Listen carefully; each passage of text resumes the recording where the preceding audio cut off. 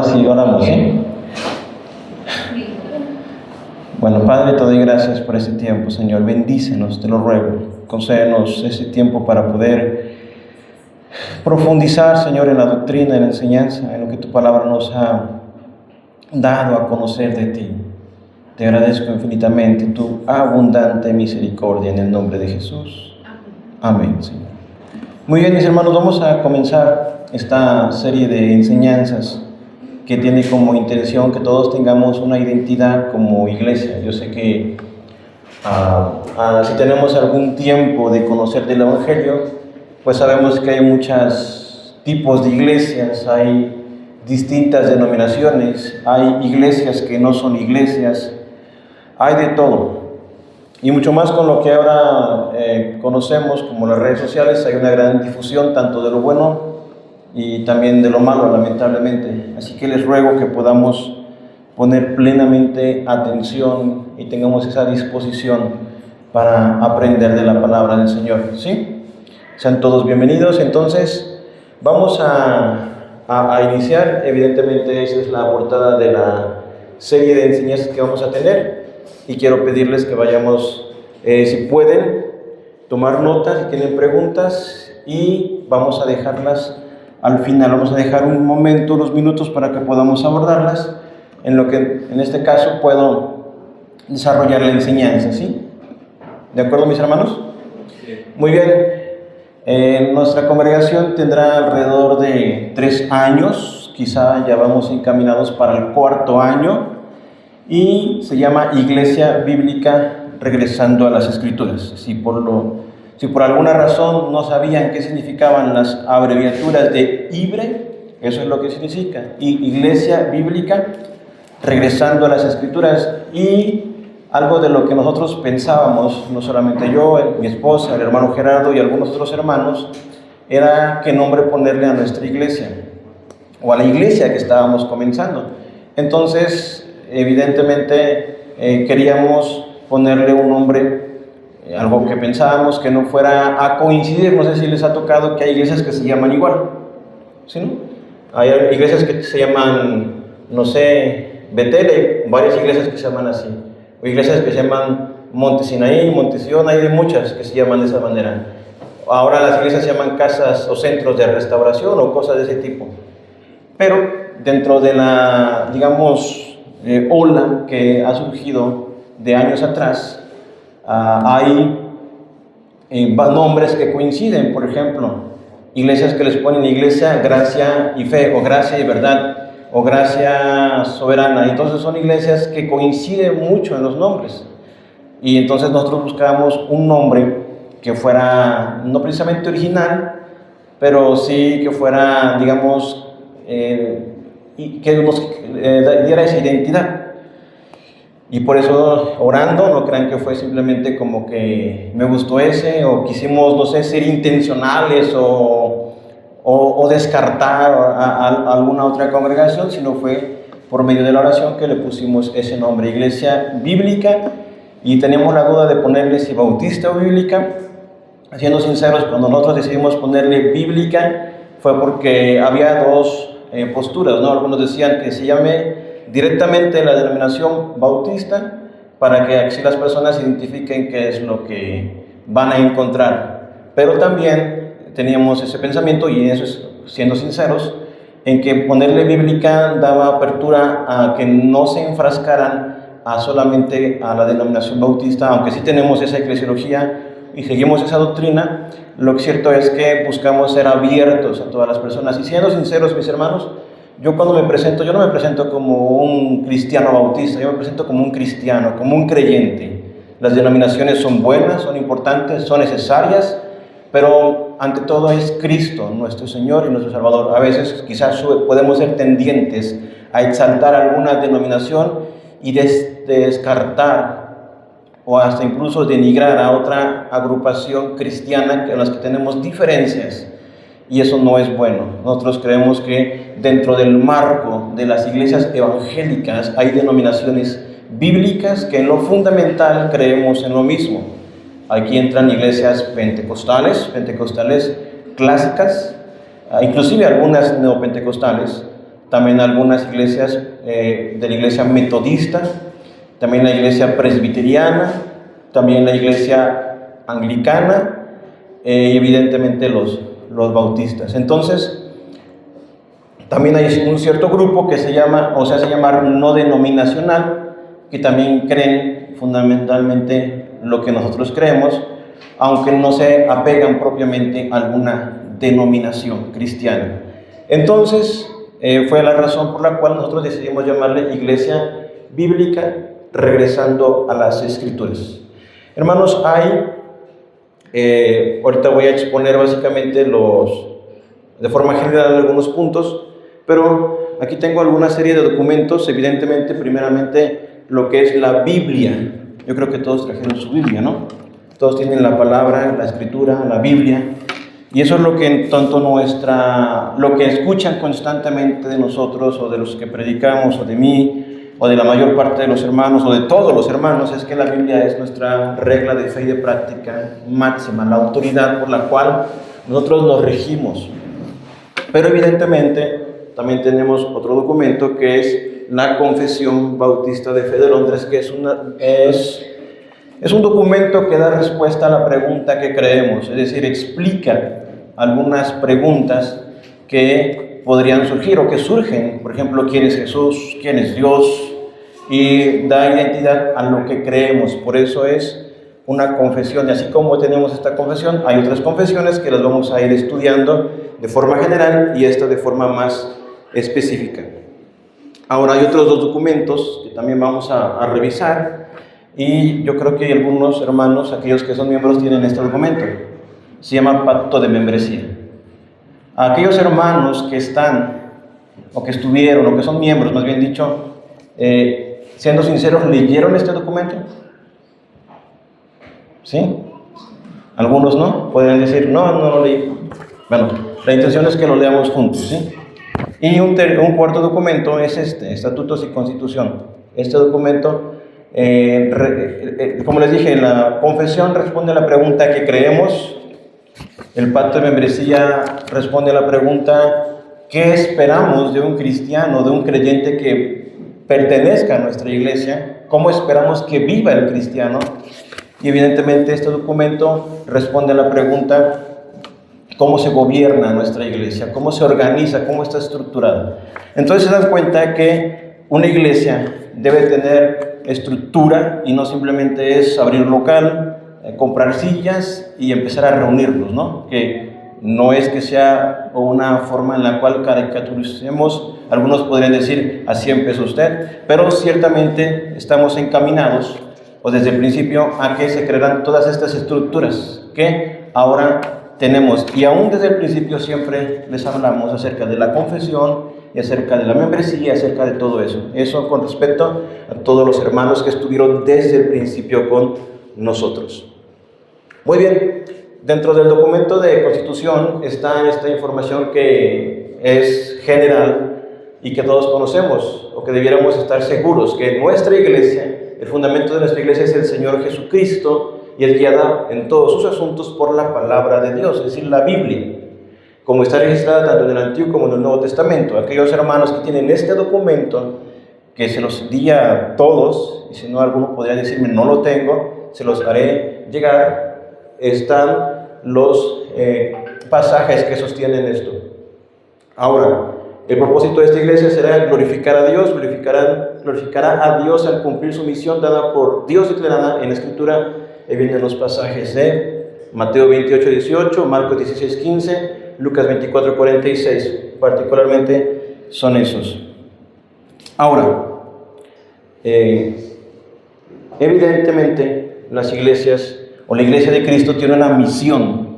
¿Sí saben lo que conlleva tener una misión? Por ejemplo, Ethan Hunt, ¿no lo conocen ese personaje?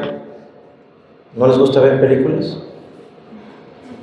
En Misión Imposible, Tom Cruise, él se le daba una misión al inicio de la película y tenía que cumplirla, y tenía que batallar y tenía que luchar hasta que cumpliera esa misión que se le daba. Las organizaciones, las empresas, aún la iglesia de Cristo tiene una misión.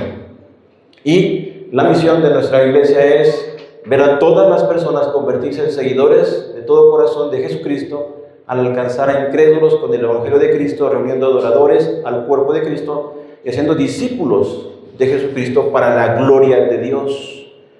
Entonces, esa es una misión que es afín a todos los cristianos, no es como que solamente la nuestra. Todos los cristianos tenemos esta misión. Algunas iglesias, y es bueno tener una definición particular de alguna misión que tengan, pero evidentemente todas tendrían que emanar de la Biblia. Ahora, mis hermanos, hace algunas semanas y quizá meses yo les compartí una imagen donde estaban todos los, digamos, distintivos de nuestra iglesia. No sé si lo recuerdan, lo compartí en el grupo, lo compartí también en la página de Facebook, donde puse 6 características, y creo, me parece también que el día domingo las enumeré, y de forma muy general voy a solamente mencionarlas, que son de algunas características distintivas. ¿Se quieres llevar a los niños? ¿Ya tienes a 2? ¿Sí? Muy bien. Ari, veo que has crecido mucho. Hace 8 días pensé que eras Nicole. Bueno, David, vas a tu clase y tu enseñanza, y cuando lleguen los demás niños ahí los detienen. Muy bien. Vamos entonces a explicar los distintivos que yo les comenté y que les compartí, y que de forma general son algunos aspectos que identifican a nuestra congregación y a nuestra iglesia. Mira, está Génesis también. Bien, como les he dicho, y esto yo creo que todos lo vamos a encontrar en todas las iglesias argumentan ser bíblicas, aunque no tienen el nombre de bíblicas. Las iglesias argumentan que todas se basan en la Biblia. Si ustedes le preguntan a alguna otra congregación cristiana, pues le va a decir eso. La Biblia es, en este caso, la forma en la cual nos guiamos o en lo que creemos. Y ciertamente hay iglesias que lo reconocen. Por ejemplo, hay ciertas corrientes cristianas, carismáticas, y que eso no lo inventaron ellos, que dicen que la Biblia no es la palabra de Dios, sino que la Biblia contiene la palabra de Dios. No sé si lo han escuchado, ¿sí? Y está dentro del movimiento carismático, está dentro de iglesias, pues yo creo que no tiene o no respetan denominaciones ese pensamiento, aquellas personas que se adhieren a esa idea. Nosotros creemos que la Biblia es inspirada por Dios. Toda la Escritura es inspirada por Dios, toda la Biblia, que es inerrante. La palabra inerrante quiere decir que no tiene errores. Creemos que es infalible, que la Biblia y la palabra de Dios no fallan. Nosotros creemos no que Dios, cosas están aquí, son de Dios, y cosas no son de Dios, porque ese es el argumento que algunas iglesias o predicadores enseñan. Pero nosotros creemos que todo el contenido de los 66 libros son inspirados por Dios. Así que confiadamente nosotros venimos a la Biblia y creemos que toda la Biblia es inspiración divina, aún aquellos pasajes que no son difíciles de interpretar o difíciles de entender, y fuera de esto no hay otra revelación divina. No hay sueños, no hay manifestaciones o experiencias que son propiamente inclusive de cada persona, pero que no tendrían que traerlas como nuevas revelaciones o cosas nuevas o cosas que Dios está diciendo fuera de su palabra. Eso es muy importante. Por eso es que el primer distintivo es que nos sometemos a la Biblia como nuestra máxima autoridad en vida, fe y doctrina. Yo sé que, como les mencionaba, todas las iglesias van a decir somos bíblicos, pero en la forma en la cual se conduzcan, en la cual se organicen, en la cual inclusive prediquen, es que ustedes se darán cuenta si son bíblicos o si no son bíblicos. Entonces ese es el primer distintivo que tenemos que notar y ver si realmente una iglesia es bíblica. Repito, no solamente porque diga bíblica en su nombre, sino porque realmente su doctrina, su fe, su práctica y la autoridad emana de las Escrituras. Ese es nuestro primer distintivo. Ahora, como yo les dije, el siguiente distintivo lo van a poder ver en que esta iglesia, por lo menos nosotros, y muchas iglesias ahora también, pero en particular nosotros, demostramos que la Biblia es nuestra máxima autoridad por la forma en la que predicamos. Como predicamos o buscamos tener una predicación expositiva fiel al texto. Por eso es que predicamos libros completos de la Biblia. Ya sea el tiempo que nos tome, lo que hacemos o lo que hace el predicador es exponer las Escrituras. Yo sé que ustedes ya, los que están en el grupo o algunas veces en Facebook, se comparte ya la predicación que viene el siguiente domingo. Inclusive ya saben lo que se va a predicar, no en referente al contenido quizá, pero sí ya saben qué pasaje, qué texto y qué título. No es algo que como iglesia pues sea una sorpresa qué es lo que se va a predicar, sino que sabemos que se predica buscando ser fieles al pasaje, y en ese sentido hay algunas disciplinas. No sé cuántos de ustedes han escuchado hablar de la palabra hermenéutica. ¿Saben qué es eso? Si quieren pueden levantar la mano. ¿Quiénes sí saben qué es la hermenéutica? ¿Saben lo que es la palabra exégesis? ¿Sí? ¿No todos? ¿Quiénes lo saben? Bien, el predicador o el pastor o los cristianos que predican expositivamente deben de hacer un trabajo de poder trabajar con el texto, buscando que sea el texto el que nos dé la directriz de lo que se va a predicar, buscando qué es lo que el autor quiso comunicar, analizando el contexto del pasaje, interpretando lo que él quiso comunicar a su audiencia, evidentemente viendo las implicaciones que tiene para nosotros y las aplicaciones que tiene para nosotros. Normalmente cuando se predica un libro se estructura en el cual primeramente identificamos el énfasis del libro. Mis hermanos, ustedes saben que estamos predicando el Evangelio de Juan, ¿sí lo saben? El Evangelio de Juan es muy fácil en el sentido de que ya Juan, el autor, nos da la razón por la cual él escribe ese libro.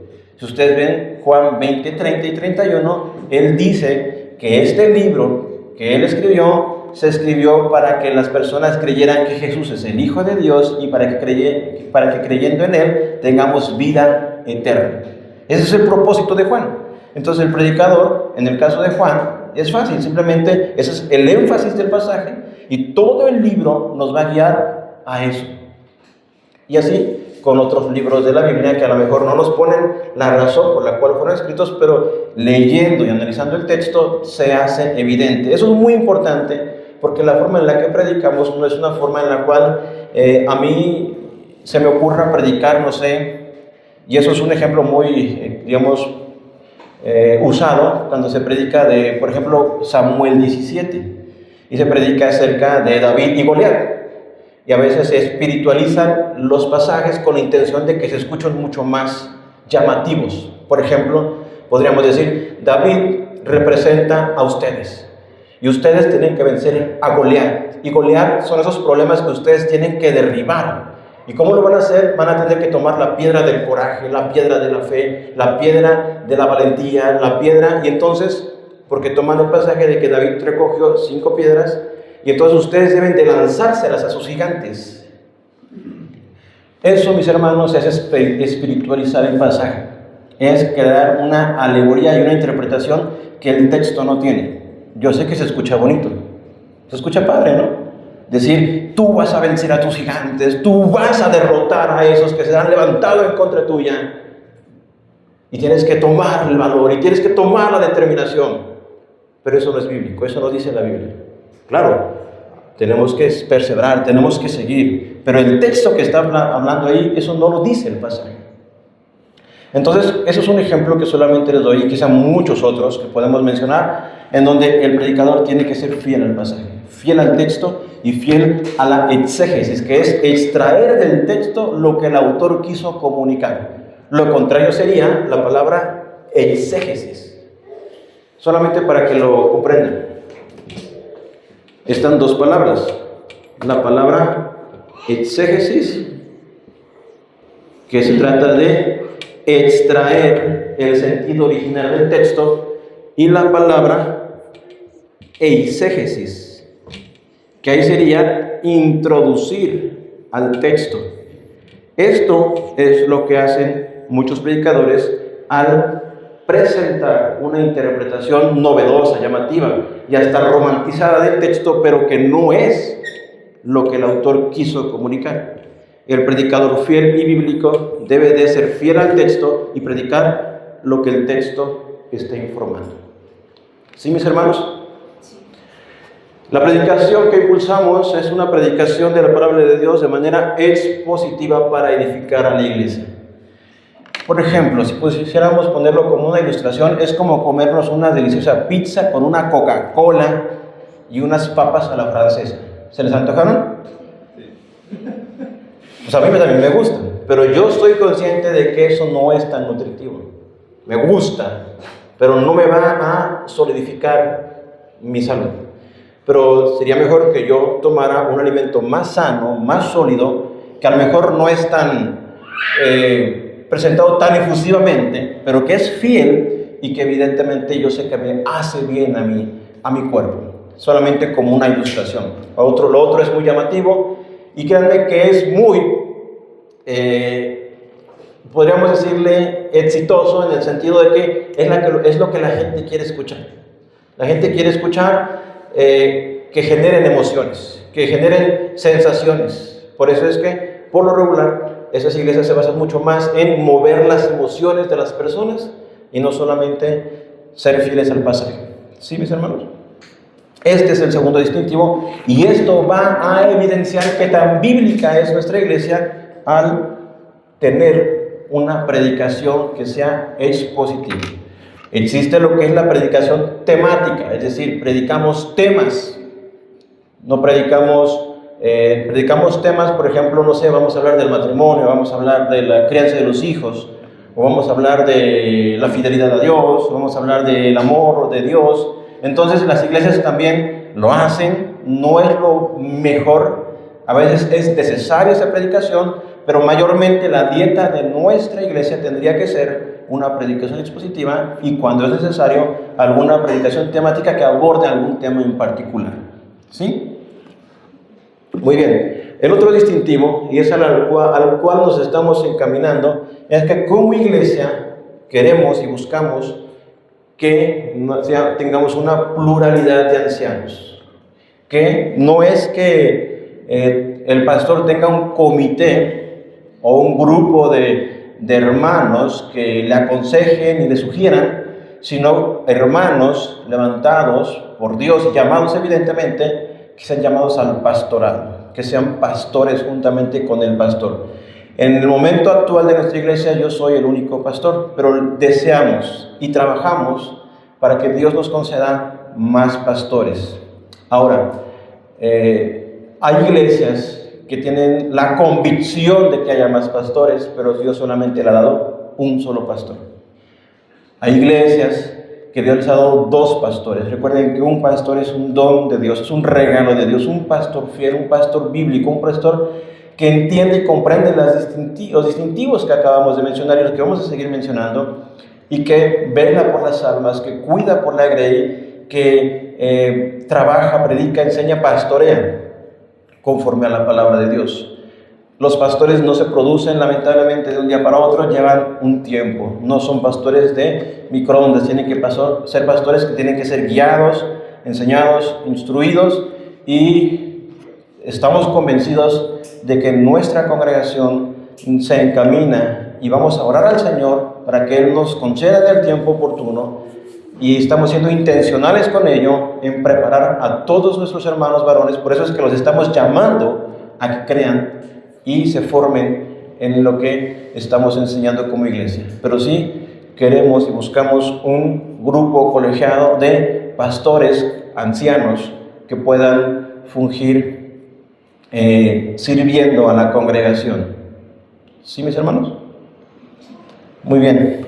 El siguiente distintivo es que evidentemente, como les mencioné al mencionarles la confesión bautista, es que tenemos una confesión, un documento histórico que resume las doctrinas fundamentales de fe, que creemos en cuanto a la Biblia, por ejemplo, la confesión empieza diciendo que la Biblia es la palabra de Dios, la completa revelación de Dios, los 66 libros inspirados por Dios, enlista los libros que están allí dentro de la Biblia, y a la vez también habla de su inerrancia, de su infalibilidad, de su suficiencia, habla de todo eso.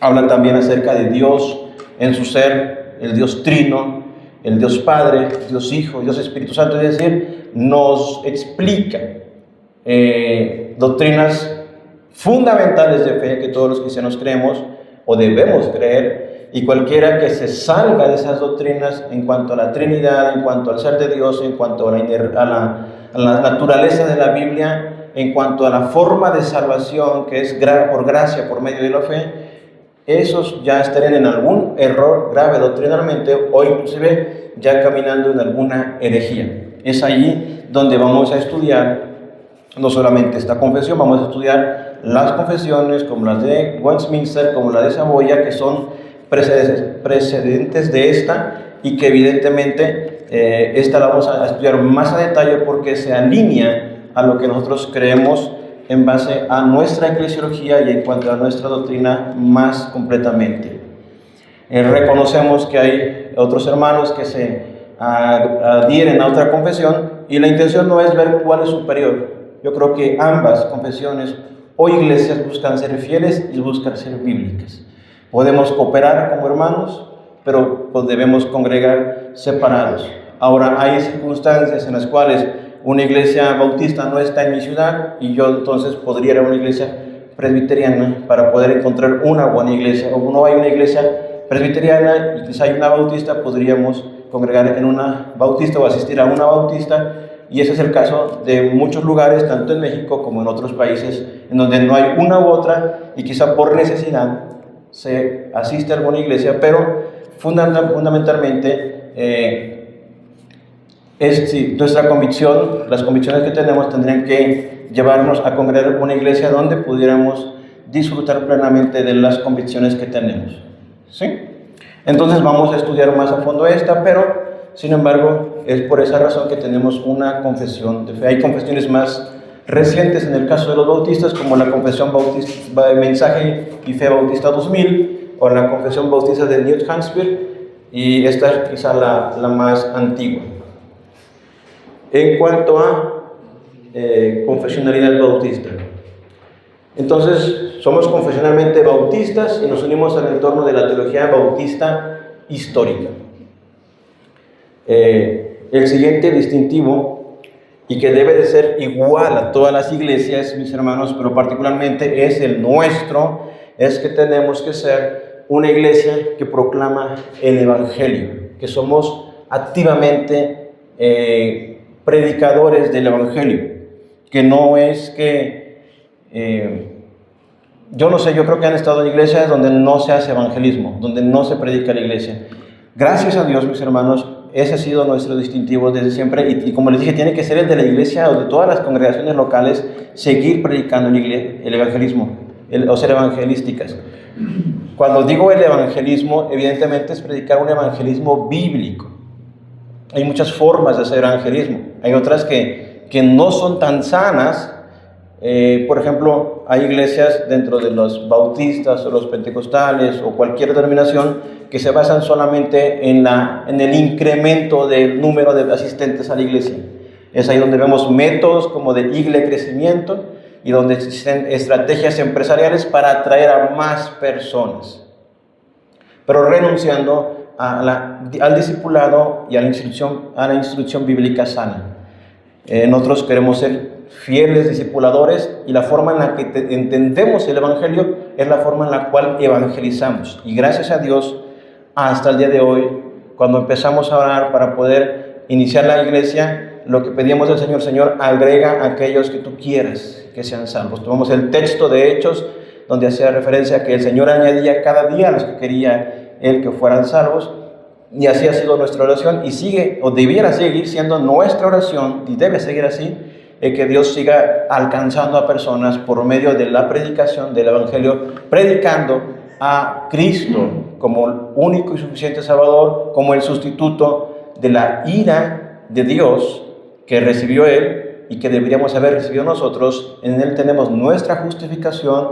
Él es nuestro Señor y Salvador, que es algo que hemos predicado constantemente, y la iglesia o el predicador debiera predicarlo también constantemente en el púlpito, y evidentemente ser una iglesia que cada uno de ustedes, mis hermanos, entienden la necesidad de predicar, de no callar, de compartir con otros acerca de la fe. Deberán estar seguros ustedes de que cuando invitan a alguien o alguien viene, va a haber un momento en el mensaje o inclusive en la vida de la iglesia en la cual habrá una exposición del Evangelio en donde las personas podrían ser llamadas a confiar en Jesucristo, renunciando a su vida pasada y poniendo su confianza en el Señor. Y como les dije, en la base o en el entendimiento que tengamos del Evangelio, de Dios, quien salva al ser humano completamente, regenerándole, dándole fe y dándole arrepentimiento, es como haríamos evangelismo. No pretendiendo alcanzar, digámoslo así, indiscriminadamente a todos, pues si ese es el deseo de Dios, qué bueno, pero siendo conscientes de que hay métodos o hay aspectos que no son plenamente bíblicos, ¿sí? Y el último distintivo es que tenemos una mentalidad de reino, pero hay que explicarlo, porque los carismáticos también dicen eso, ¿no? Hay que establecer el reino. Nosotros lo creemos así en el sentido de que cooperamos o buscamos que Dios permita la plantación de nuevas iglesias bíblicas con, evidentemente, el modelo que tenemos o el diseño estructural que tenemos que se pueda replicar en otras iglesias, en otras plantaciones de iglesias. La forma, y va vinculado a lo anterior, hay métodos evangelísticos como tocar las puertas que son lícitos y son válidos, pero que Dios en esta época de nuestra historia está usando otra forma, otro mover, que es por medio de plantar nuevas iglesias. Inclusive es un método bíblico y que se replica, o podemos verlo en el libro de los Hechos, como Pablo llegaba a alguna ciudad y entonces estando allí se quedaba un tiempo, plantaba una iglesia, discipulaba a los cristianos, y entonces después iba a otra ciudad y plantaba nuevas iglesias. Entonces nosotros también creemos que nuestra iglesia debe ser una iglesia plantadora en lo cual pueda intencionalmente no hacer nuestra iglesia lo más grande que se pueda, si Dios lo quiere así será, pero sí buscando que haya nuevas congregaciones sanas y bíblicas. Y también el caso de que podemos también colaborar o ayudar a otras iglesias para revitalizarlas. Aquí puede haber dos conceptos. Uno de ellos es revitalizar una iglesia moribunda que está muriendo, que tiene tantos años y que quizá no tenga pastor, o quizá ya es muy anciano y que necesite revitalizarse, recibir vida nueva, o en otro caso, replantar una nueva congregación. Puede que eso pasa mucho en Estados Unidos y quizá en otras partes de México, donde la iglesia se extingue prácticamente, se queda sin miembros, y en el edificio o en la propiedad que tenían, pues viene una nueva iglesia y se establece ahí, y entonces ahora es una iglesia nueva que está utilizando la estructura física de la iglesia anterior. Eso sería una replantación de una nueva iglesia, ¿sí? Bueno, hasta este punto de los distintivos que les mencioné, ¿tienen alguna pregunta, mis hermanos? ¿Alguna pregunta respecto a esto? ¿No? ¿Hermana Graciela? ¿No? ¿Ningún hermano? ¿Hermano Arnold? Bueno, hermana Andrea. Son 6 distintivos que les acabo de compartir. Creemos en la autoridad bíblica, creemos en la predicación expositiva, buscamos y creemos en la pluralidad de ancianos, creemos en las confesiones de fe históricas y documentos históricos, creemos en la proclamación del Evangelio y trabajamos en ello y cooperamos para fundar iglesias sanas y edificar o revitalizar o fortalecer a otras establecidas. Entonces, sí. Usted dijo que usted no, cuando se presentaba o algo así, usted no decía que era bautista, creo. Ajá.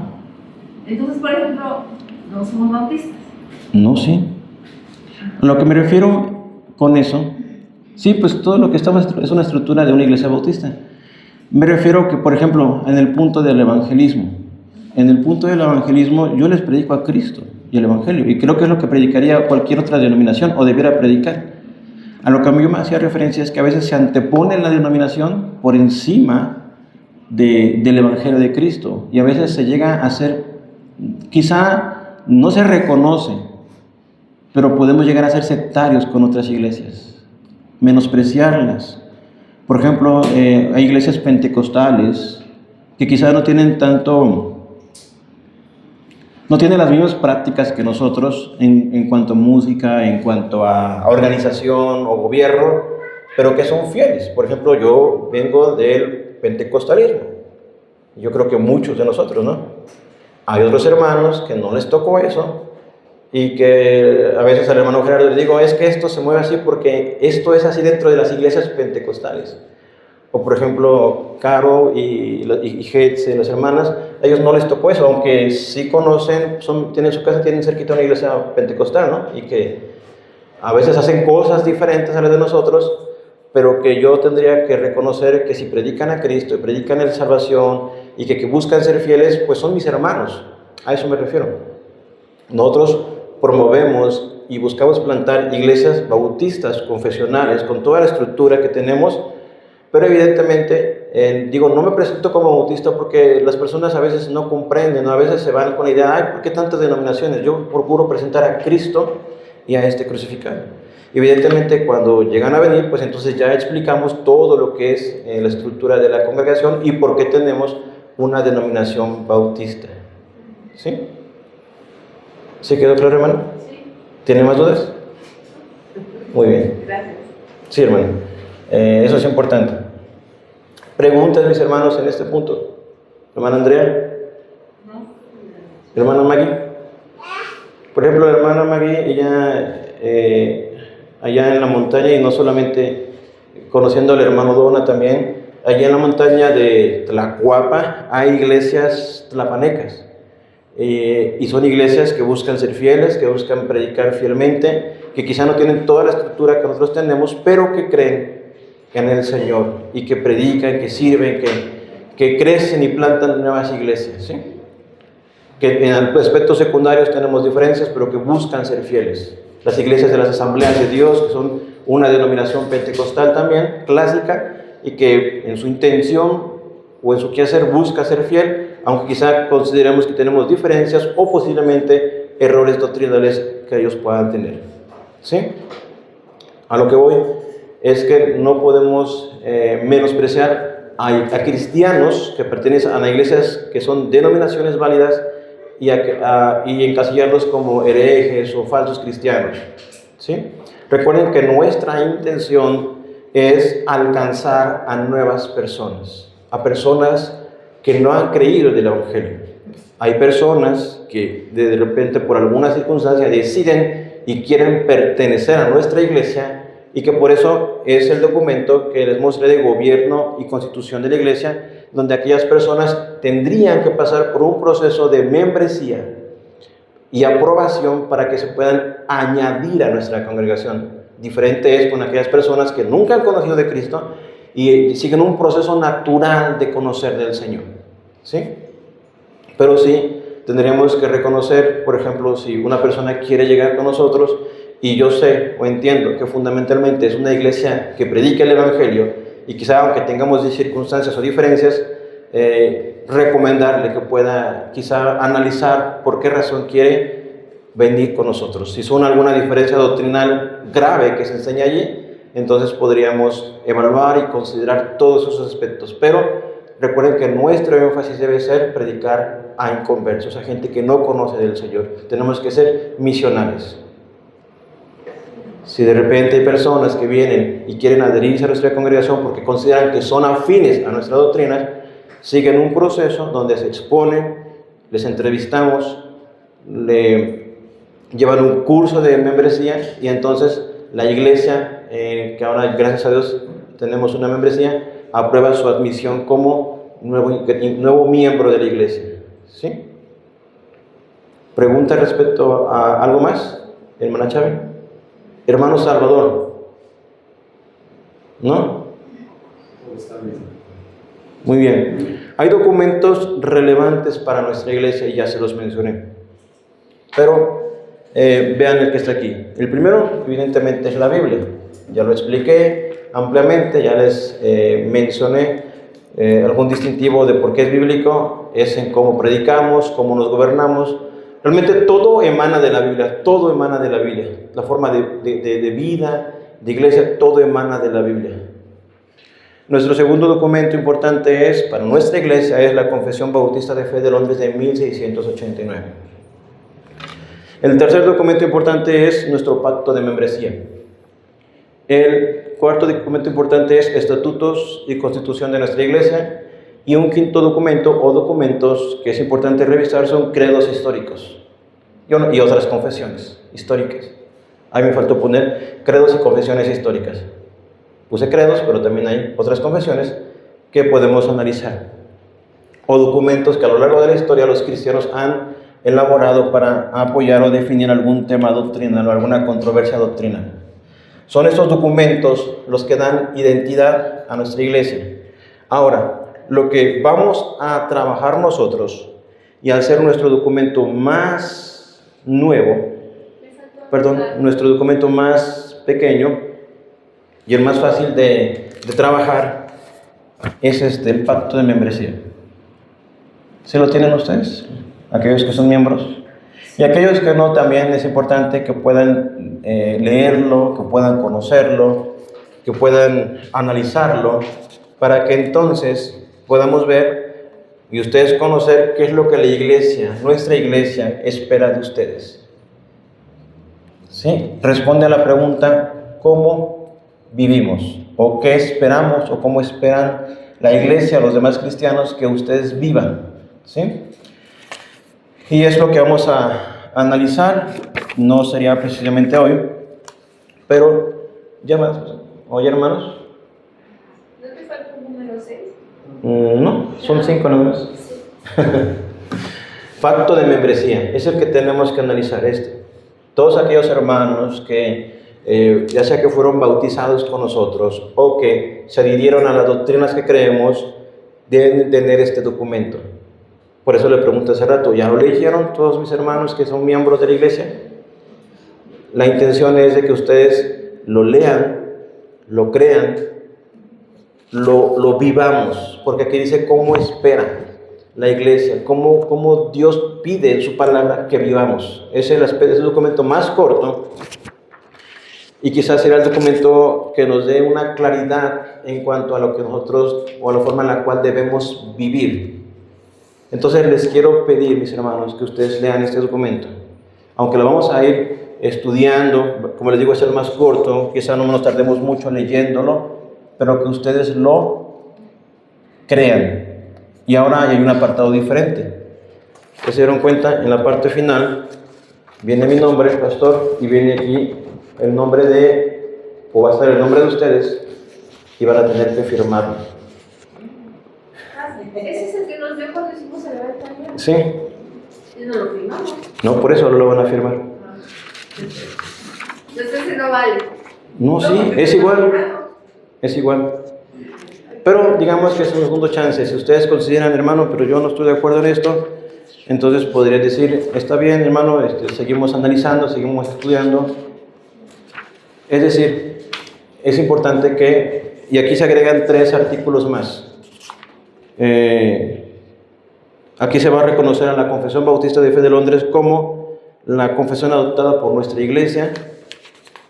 Se va a agregar también este documento de gobierno de la iglesia y también transparencia doctrinal y cuidado pastoral. Es decir, cuando en alguna ocasión nosotros, con el paso del tiempo y quizá por alguna circunstancia cambiemos de convicción, hay que notificarlo. Cuando yo fui ordenado pastor de esta congregación, hice un voto igual, donde me comprometía con la iglesia y donde me comprometía a manifestar un cambio de convicciones en el momento que fuese necesario. ¿Sí? Entonces, el primer pacto de membresía fue el 16 de junio de 2024, donde nos constituimos como iglesia y donde me recibieron como su pastor. Y el otro fue el 18 de enero, donde se dio una forma más amplia la membresía y evidentemente solamente esta modificación a los 3 artículos extra Pero básicamente lo que quiere decir, por ejemplo, el primero es, lo leo, pacto de membresía o acuerdo de membresía, iglesia bíblica regresando a las escrituras, dice así: habiendo sido escogidos, regenerados, llamados eficazmente, justificados, santificados y adoptados como hijos de Dios Padre por el poder del Espíritu Santo. Mediante la vida, muerte y resurrección de su Hijo Jesucristo, y habiendo confesado públicamente nuestra fe por medio del bautismo en su nombre, ahora nos congregamos como su pueblo para hacer un pacto solemne y lleno de gozo los unos con los otros como miembros de su iglesia. Es decir, el pacto es entre nosotros, como cristianos, como miembros de la iglesia, donde nos comprometemos a congregar juntos, a amarnos, inclusive amonestarnos. El primer artículo de este documento dice: a ser obedientes. Eso es a lo que nos comprometemos. Alegremente y suplicando su gracia, nos comprometemos delante de Dios a lo siguiente: a ser obedientes. ¿A quién? A Dios. A la autoridad suprema, suficiente y final de las Sagradas Escrituras, sometiéndonos a ellas con reverencia, fe y obediencia. Que es lo que acabo de mencionar al principio. Nosotros creemos que la Biblia es la palabra de Dios y ella nos enseña y nos muestra la voluntad y el carácter y el conocimiento de Dios. Y nosotros tenemos a la Biblia como nuestra máxima regla de fe y de práctica. Si todos creemos eso, podríamos decir que tenemos una palomita, ¿no? Lo siguiente: a ser diligentes en buscar al Señor mediante la oración, la lectura, meditación de la palabra y una vida de adoración constante. ¿Se dan cuenta por qué les digo que debemos de ver este documento como respuesta a la pregunta ¿cómo es que esperamos que vivamos? Se espera del cristiano y de cada uno de ustedes que sean fieles y diligentes en buscar a Dios, en oración, en lectura de la Biblia, en meditación de la palabra. Que tomen tiempo en sus casas para orar al Señor, para leer su palabra, para meditar en ella, para nutrirse de la Biblia, ¿sí? Eso es lo que esperamos. Y aquí viene Salmo 1, vienen los versículos que sostienen estas declaraciones. Y ustedes podrían preguntarse: bueno, yo creo esto, pero quizás no lo hago, ¿sí? Por eso este documento tiene que leerse y estudiarse para que ustedes puedan comprender y quizá, más bien dicho, meditar en ello y entonces comprometernos, sí con la iglesia, pero también con Dios. Al final de cuentas, es un beneficio personal que los miembros de la iglesia tenemos. Un cristiano se mantiene de la doctrina, de la palabra de Cristo, de la palabra del Señor. Un cristiano que no lee, que no ora, que no medita en la palabra, puede que sea creyente, pero tiene una severa desnutrición espiritual. O puede que evidencie que no es cristiano, ¿sí? Si no tenemos, puede que haya circunstancias en nuestra vida que nos lleven a menguar en algún momento, pero necesitamos nutrirnos de la palabra del Señor, ¿sí? Evidentemente el tercer punto dice a perseverar. Sí, pues congregación y servicio, a perseverar fielmente en congregarnos regularmente con la iglesia local para la adoración pública, la comunión fraterna y el servicio en el ministerio. Repito, a perseverar fielmente en congregarnos. Porque los cristianos en la Biblia vemos que se reúnen, se juntan, viven en comunidad, se aman, se soportan incluso, utilizando esa palabra, son pacientes, se amonestan unos a otros. Por eso es que el tercer punto dice a perseverar fielmente en congregarnos regularmente con la iglesia local para la adoración pública. Ustedes adoran personalmente en sus casas, quizá canten al Señor, toman alabanzas o si tocan algún instrumento, cantan al Señor, pero también es algo que debemos hacer públicamente y juntamente con la iglesia, con el cuerpo de creyentes. Por eso es importante que entendamos que la vida cristiana no se vive solamente en una relación personal, sino se vive en una relación en comunidad. ¿Sí? Antes de continuar, y yo creo que podemos dejarlo hasta aquí, ¿tienen alguna pregunta? ¿No? ¿Hermana Kenia? ¿Hermana Olivia? Caleb. ¿No? ¿Hermana Caro? Mis hermanos, este compromiso es un pacto que hacemos unos a otros. Y claro, los que tienen el documento lo pueden seguir leyendo. Habla acerca del Evangelio, de una unidad doctrinal, a apoyar la predicación fiel y la práctica del bautismo y de la cena del Señor, a un cuidado mutuo. Habla acerca de a vivir en santidad, habla acerca de nuestra pureza sexual, habla acerca de vivir con humildad, habla acerca de contribuir generosamente a la vida, a la iglesia, a cultivar una vida devocional, a tener un buen testimonio cristiano. Todo esto, mis hermanos, es algo que los cristianos debemos hacer. Si alguno considera que esto... ¿Por qué es importante la membresía? Por ejemplo, en Hechos capítulo número 6, vemos que cuando surge el conflicto de las viudas, había dos grupos de viudas, porque la iglesia sostenía a algunas viudas, pero pregunta, ¿sostenía todas las viudas de Jerusalén? ¿O sostenía solamente aquellas que eran parte de la iglesia? Había dentro de ese grupo unas circunstancias que surgieron, y entonces los hermanos, los apóstoles, conscientes de los conflictos que han surgido, le piden a la iglesia, le proponen que les presenten a 7 varones que tengan ciertos requisitos de buen testimonio, llenos de sabiduría y llenos del Espíritu Santo. Ahora, esos varones, ¿de dónde los tomaron? De los mismos miembros o cuerpo. No fueron a buscar al Sanedrín, o no fueron a buscar otro lugar, no pusieron anuncio de reclutamiento, no, entre ellos tomaron y propusieron a esos 7 varones. De la misma manera, la membresía de la iglesia está permeada en todo el Nuevo Testamento, donde existe una membresía de creyentes. Por ejemplo, el texto que citaba hace rato, y Dios añadía cada día a los que habían de ser salvos. ¿A dónde los añadía? A la iglesia. Y es por eso, mis hermanos, que todos mis hermanos que son cristianos son llamados a pertenecer a una iglesia local. Y por eso les animo a todos a poder estudiar, meditar, y aquellos que ya son miembros, confirmar, y aquellos que no lo son, encaminarse a la membresía. Hay un documento que propiamente sí se va a hacer del conocimiento, pero que me compete a mí. Bueno, les compete también a ustedes. No lo imprimí, pero es lista de miembros. ¿Por qué? Para que yo, tomando esta lista, yo esté orando por ustedes. Abel Nava Aranda, Acacia Jaimes Aguilar, Aldo Campos Morelos, Ana Karen Arismendi García, Ana Yatsi Castillo Vega, Apolonia Catalán Marcos, y están ahí todos sus nombres.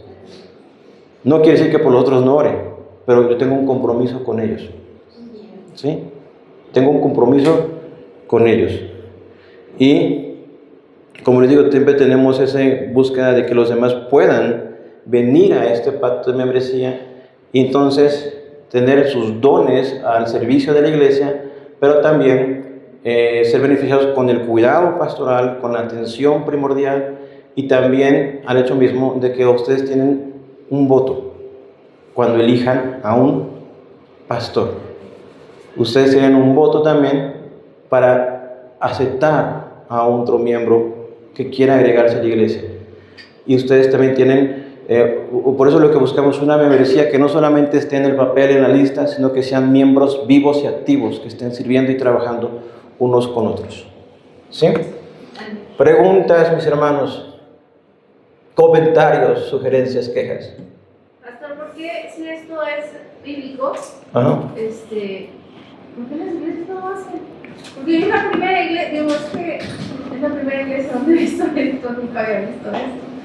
No hay, o sea, no existe esto, y si es bíblico. Sí, es la intención de mostrarlo y mostrárselos, y que ustedes lo vean en las Escrituras. Bueno, no sé si en las otras iglesias que son más grandes y más tradicionales, si lo hay, pero al menos en las que yo he estado, todavía en la última que asistí, que era bautista, tampoco había eso. Sí, sí hay iglesias que lo hacen, iglesias como iglesias presbiterianas tienen, por ejemplo, sus documentos y hacen un proceso de membresía, pero como les dije, en el caso de nosotros tenemos que establecerlo. Por ejemplo, miren, ¿qué pasaría si yo muriera mañana? ¿Qué va a pasar con la iglesia? Por lo menos ustedes, todos los que están aquí, saben que hay un pacto de membresía, saben que hay estatutos y saben que hay una confesión. Ustedes ya no se quedan en la nada. Ustedes ya tienen una lista de miembros donde esos miembros son los que van a perpetuar la iglesia. Y ustedes en su tiempo van a escoger otro pastor.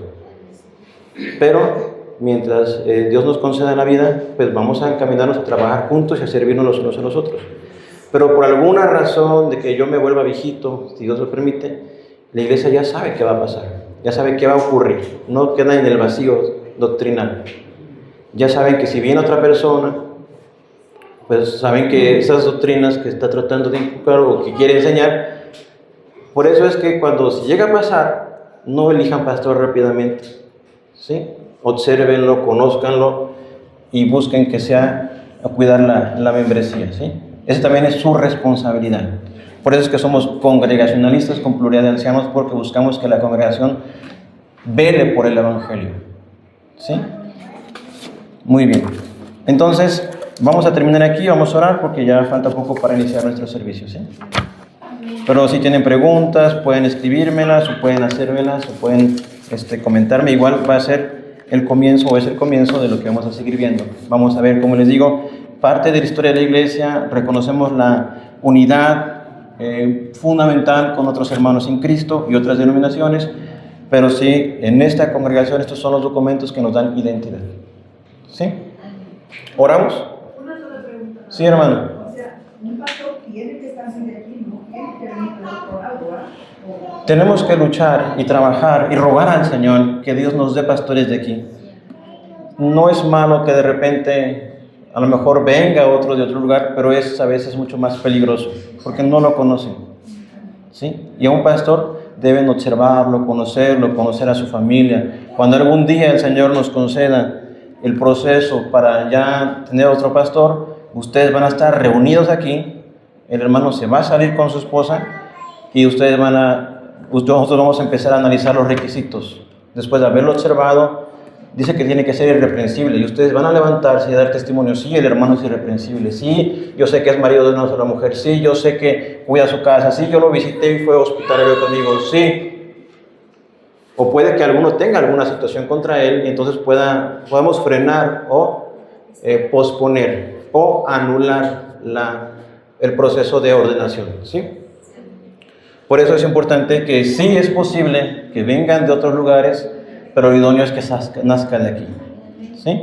Por eso es que nuestra formación de pastores debe ser constante, nunca debe detenerse. Todo el tiempo los hombres deben estar siendo discipulados, todo el tiempo. Es decir, no es un programa que va a durar 3 años o 5 años, sino que de forma constante, hasta que Dios nos permita, tenemos que seguir entrenando hombres para que de entre ellos Dios llame a los que quiera que sean pastores juntamente con el que ya está establecido. ¿Sí? Muy bien. ¿Oramos ahora sí? Hermanos, bienvenidos todos los que llegaron. Estamos por empezar el servicio, pero vamos a orar antes para terminar la enseñanza. Mi Dios, te doy gracias, Padre.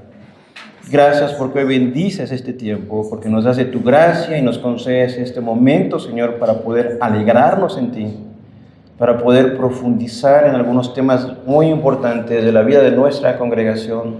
Y Padre, sé con nosotros. Vivifica nuestras mentes. Convence a mis hermanos de que podamos formar parte de un mismo cuerpo, que podamos formar parte de una misma iglesia local, Padre. Que podamos cuidarnos, amarnos, y como lo dije, inclusive hasta nos mandas a soportarnos, mi Señor, pero en amor, en esa amonestación, Señor, que se busca edificar, no derribar o dañar. Padre, estamos en tus manos, y te ruego que todos mis hermanos logren tener esa identidad y esa pureza doctrinal, mi Señor, en lo fundamental. Te lo pido, y doy gracias en el nombre de Jesús. Amén, Señor.